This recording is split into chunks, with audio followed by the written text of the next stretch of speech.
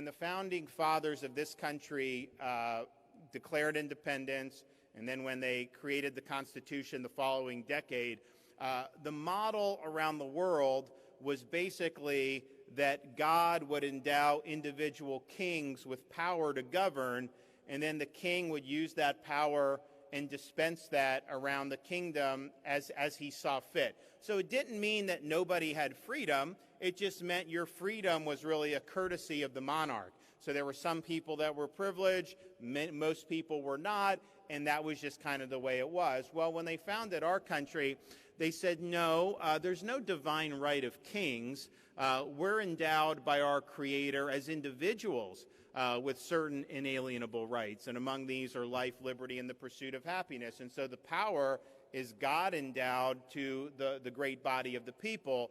The purpose of government is to protect the rights that we already possess. And so when you see things like the First Amendment, it says Congress shall make no law abridging, establishing a religion, abridging the free exercise thereof, press, assembly, and the like. Just understand, you have the right to express yourself. You have the right to practice your faith, not because the First Amendment is giving you that right. Those are rights that you already have by the grace of God. The First Amendment is there to provide protections for that right against government intrusion. And so it's very important to understand where the source of your rights come in the American system, why the Founding Fathers believe that, and why our government is structured the way it is. Now, they looked around, and when they were creating the Constitution, they had studied every republic in the history of mankind because they wanted to draw lessons for what had been done before. And they noticed that if you looked at all of those different experiments where you had republics, they all had one thing in common.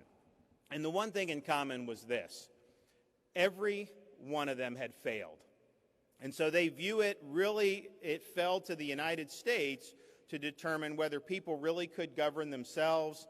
Could you have a government based on the consent of the governed, where people's God-given rights were protected, people had a voice in government, or was that just something that wasn't in the cards and we were all going to live under various forms of despotism? And that was really the question that they had to answer when they were creating the Constitution. And so in order to do that, I think that they looked at it, and I think this is true, you know, your rights can be abridged by an individual dictator. You know, you look like a Kim Jong-un or some of these people that rule with an iron fist. You look at the regime in Cuba, for example. They can just oppress you. They throw you in the gulag. That's one person, one tyrant. That's true. And they were concerned about that. I mean, they had just revolted against the King of England, so that was something that was important. But they also understood that your rights could be eroded by the tyranny of the majority. That just because a majority believes something, that doesn't necessarily mean that that's in the best interest of you. And so what they wanted to do was, yes, it had to rest on the consent of the governed.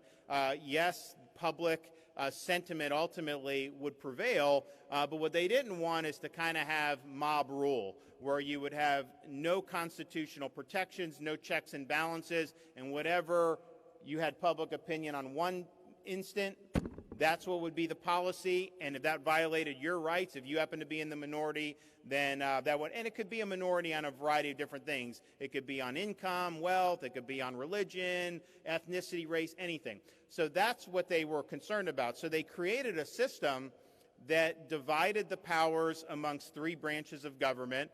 So you had the legislature, which was the Congress, and the Florida's Constitution is similar. You had the executive. Here we have the governor, me, and then you have the president federally, and then a judiciary. And so we have a Supreme Court here in our state. You have a Supreme Court of the United States. And so each one of those branches had different functions.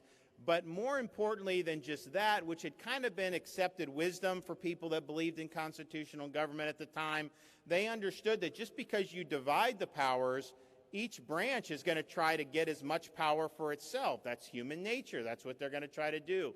So in order to make sure you have an equilibrium where there's not one power in government that's dominating all the rest, you need to have checks and balances. And so you have the Congress.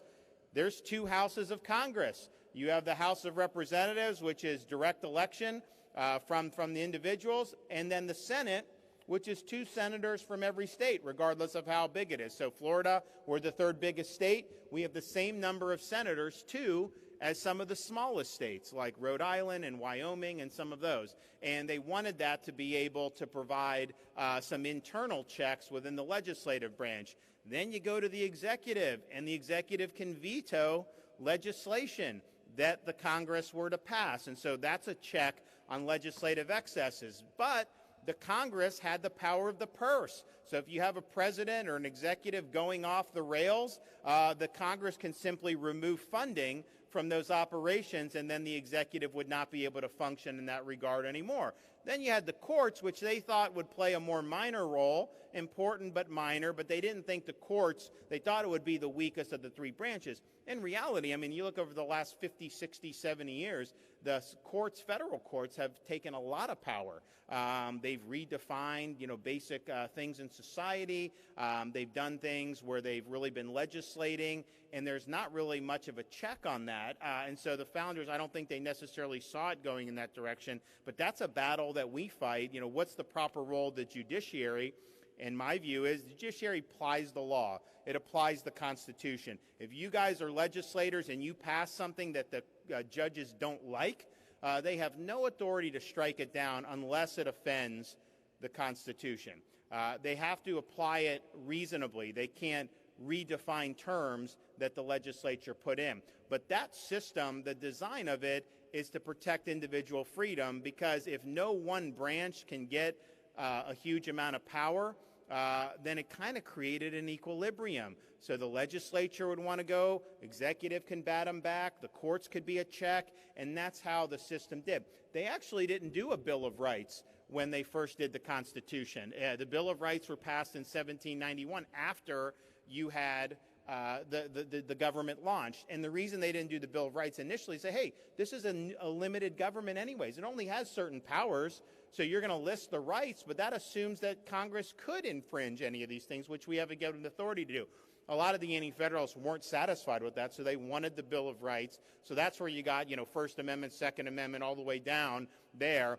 Then in the Civil War, you got the 13th, 14th, and 15th Amendment. So the 13th Amendment abolished slavery, which many of the founders wanted to get rid of at the time, but you had some that wanted it because of, where they were from. And so Lincoln always said, look, I just read the Declaration of Independence. It says all men are created equal. That's what we need to have in our society. And so that was, obviously, with the Civil War, led to the 13th Amendment. Then the 14th Amendment was designed to make sure that basic rights were protected against state intrusion. So there was a concern that, you could just have state legislatures run roughshod over the rights of individuals, and so there are certain protections there of due process and equal protection that they thought was important. And then the 15th Amendment was to protect a vote. Then you had other amendments as we went on, but I think they understood that you needed to provide a mechanism to be able to amend the Constitution, but they didn't want it to be easy where it would just happen every other year. They wanted it to be something that was really significant.